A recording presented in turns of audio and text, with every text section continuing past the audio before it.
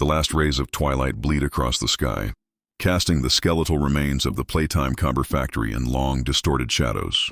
Our view drifts slowly, a silent observer drawn to the decay. We sweep past the cracked and faded logo, a once cheerful symbol now promising only neglect.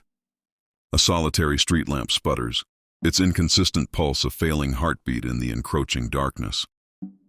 The camera's focus tightens on the main gate, its rusted bars groaning a mournful welcome as an unseen force nudges it ajar, inviting us into the forgotten world within. With a hesitant push, the door gives way, and we step inside, the world shifting to the investigator's first-person perspective. The air is thick with the dust of abandoned memories. His light slices through the gloom of the lobby, revealing a scene frozen in time. Papers detailing production quotas are scattered across the floor like dead leaves, mingling with overturned coffee mugs and a single child-sized shoe. On a reception desk, a thick layer of dust coats a computer monitor, its screen flickering to life with a distorted, static-filled welcome message that seems more like a warning. Deeper inside, the investigator enters the Grand Central Hub, a cavernous space designed to inspire wonder, but now it only inspires dread. In the center, upon a grand pedestal, sits the factory's mascot, Huggy Wuggy.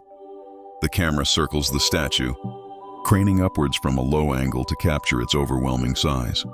Its plastic eyes are wide and vacant, its painted-on smile a grotesque slash of red that seems to widen in the dim light.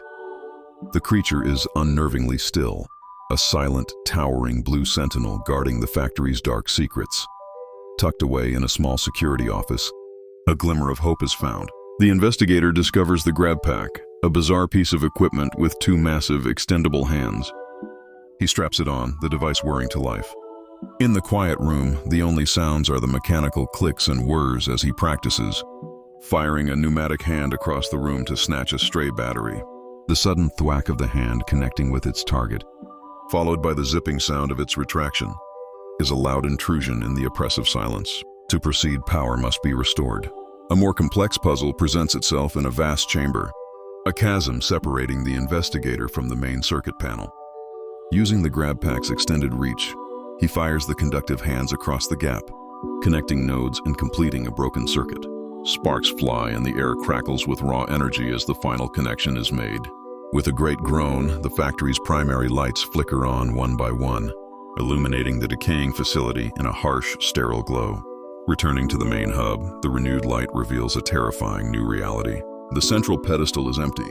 The investigator's camera pans slowly, methodically across the now brightly lit space, confirming that the colossal statue of Huggy Wuggy is gone. The room is cavernous, silent, and empty. The relief of restoring power is instantly replaced by a cold, creeping fear. Then, from somewhere deep within the factory, a loud crash echoes through the halls, a sound of something heavy falling. Now every shadow is a threat. The investigator moves cautiously through the toy production warehouse, a labyrinth of silent, hulking machinery.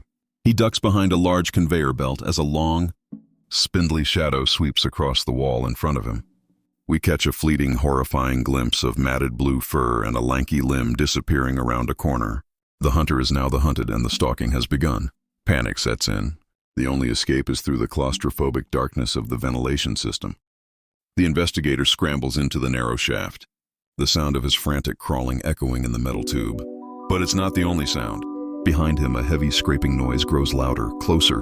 The rhythmic thud of immense footsteps is right behind him. The monstrous creature navigating the tight space with impossible speed. Its long limbs reach out, nearly grabbing his leg as he scrambles desperately forward. He bursts out of the vent and onto a high, narrow catwalk, gasping for air. He spins around, his light cutting through the darkness behind him. There's nothing there. The vent opening is empty and silent. A wave of relief washes over him, and he lets out a shaky sigh, leaning against the railing for a brief moment of respite. In that split second of calm, a blue, furry arm lunges from the side, and the screen is consumed by Huggy Wuggy's gaping, needle-toothed mouth.